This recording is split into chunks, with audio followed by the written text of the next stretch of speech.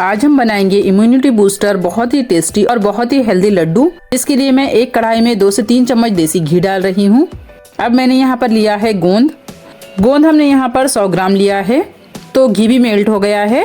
थोड़ा सा गोंद का एक टुकड़ा हम डालकर चेक कर लेंगे। तो इतना ही गर्म हमें यहाँ पर घी लेना है। तो अब हम यहाँ पर थोड़े थोड़े गोंद को डालेंगे और फ्राई करेंगे। बहुत ज़्यादा गोंद को एक साथ नहीं डालना है और फ्लेम को बिल्कुल लो रखना है। लो फ्लेम में हमें गोंद को अच्छे से फ्राई करना है।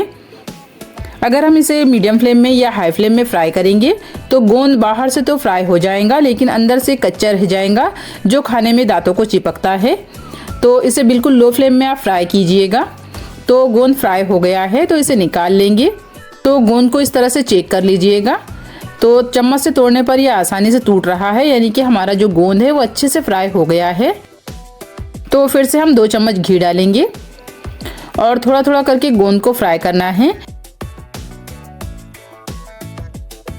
गोंद को फ्राई करने के लिए थोड़ा घी ज़्यादा लगता है तो 2-2 चम्मच करके घी डालिएगा। बहुत ज़्यादा घी एक साथ नहीं डालना है और बिल्कुल लो फ्लेम में गोंद को फ्राई करना है। तो गोंद बिल्कुल पॉपकॉर्न जैसा अच्छे से फूलेगा।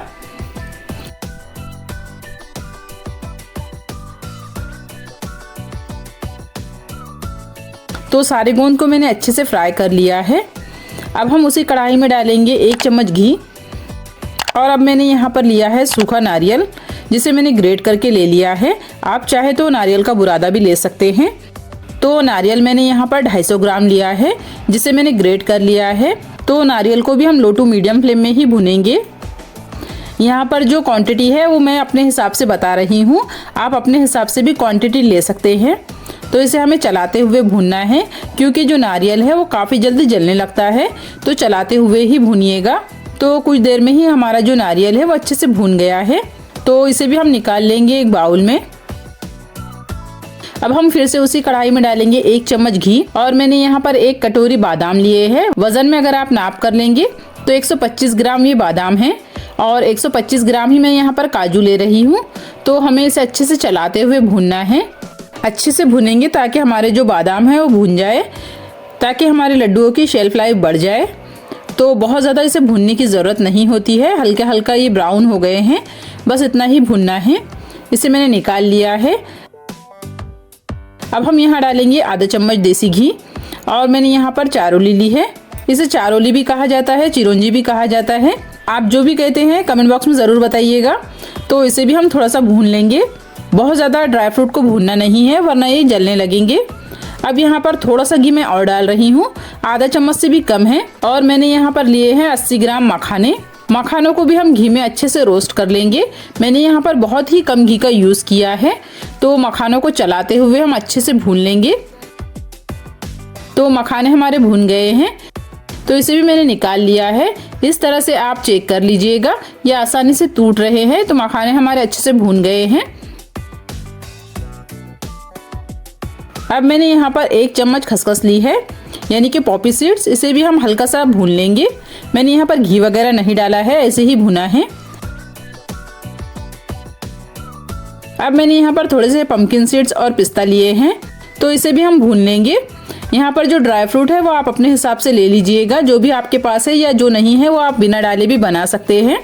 तो गोंद हमारा ठंडा हो गया है तो इस तरह से हाथ से आप मसल के देख लीजिएगा। तो इस तरह से ये अच्छे से क्रश होना चाहिए। अब हम एक कटोरी लेंगे और गोंद को अच्छे से तोड़ लेंगे। आप इसे मिक्सर में भी ग्राइंड कर सकते हैं। तो मैं इसे कटोरी से इस तरह से तोड़ रही हूँ। इस तरह से ये आसानी से टूट जाता है। और इसमें अगर कोई गोंद का टुकड़ा थोड़ा सा भूनने का रह गया है तो वो आप इस तरह से निकाल लीजिएगा। तो इसके लिए आप इसे कटोरी से ही तोड़िएगा तो आसानी से टूट जाता है। तो गोंद को मैंने कटोरी से इस तरह से तोड़ लिया है। गोंद हमारा अच्छे से रेडी हो गया है और ये बिल्कुल अच्छे से फ्राई भी हुआ है।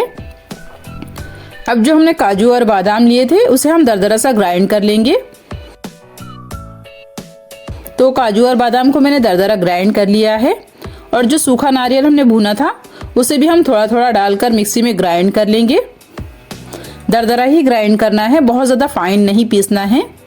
तो जो सारा नारियल था उसे मैंने इस तरह से दरदरा सा ग्राइंड कर लिया है। अब हम मखानों को भी ग्राइंड कर लेंगे।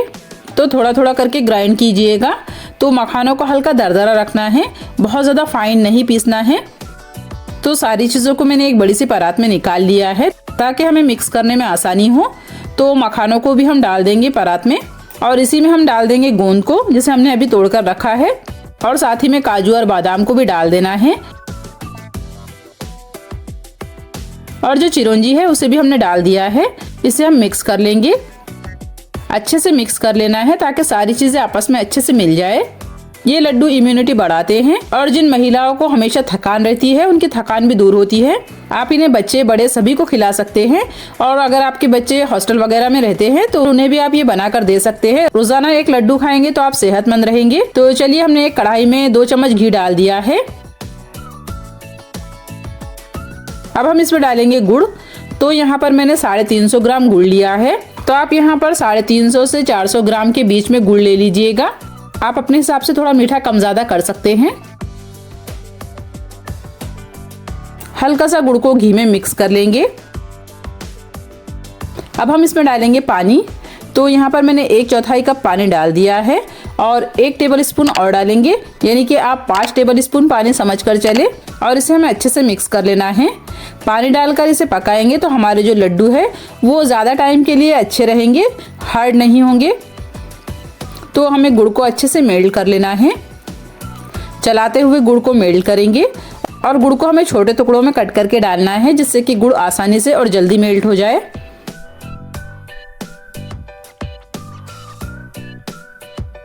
तो गुड़ हमारा मेल्ट हो गया है, बस इससे ज़्यादा इसे नहीं पकाएंगे। गैस बंद कर लेना है। अब जो हमारा गुड़ है उसे हम छानकर सारी चीज़ों में डाल देंगे। छानकर डालने से क्या होगा कि अगर गुड़ में कोई इम्प्योरिटी होंगी तो वो भी निकल जाएंगी। ये लड्डू बनाने में बहुत ज़्यादा आसान है। आप मेरी इस रेसिपी को पूरी तरह से फॉलो करके ये रेसिपी बनाएंगे तो आपके लड्डू बिल्कुल परफेक्ट बनेंगे, और ये काफ़ी हेल्दी है। और इस रेसिपी को बनाने के लिए मैंने 200 ग्राम देसी घी का यूज़ किया है। आप यहाँ पर घी थोड़ा कम ज़्यादा भी कर सकते हैं। तो हमारा जो गुड़ का सिरप था उसे हमने मिश्रण में डाल दिया है। अब हम एक चम्मच की मदद से इसे अच्छे से मिक्स कर लेंगे। अभी हमारा जो गुड़ का सिरप है वो काफ़ी गर्म है, इसके लिए मैं चम्मच से मिक्स कर रही हूँ ताकि हमारे हाथ में चटके ना लगे। थोड़ी ही देर में ये मिश्रण हल्का ठंडा हो जाएगा और लड्डू आसानी से बन जाएंगे। तो इसे अच्छे से मिक्स कर लेना है। फ्रेंड्स, अगर आपको रेसिपी थोड़ी भी अच्छी लग रही है तो प्लीज़ वीडियो को लाइक और चैनल को सब्सक्राइब ज़रूर कर दीजिएगा।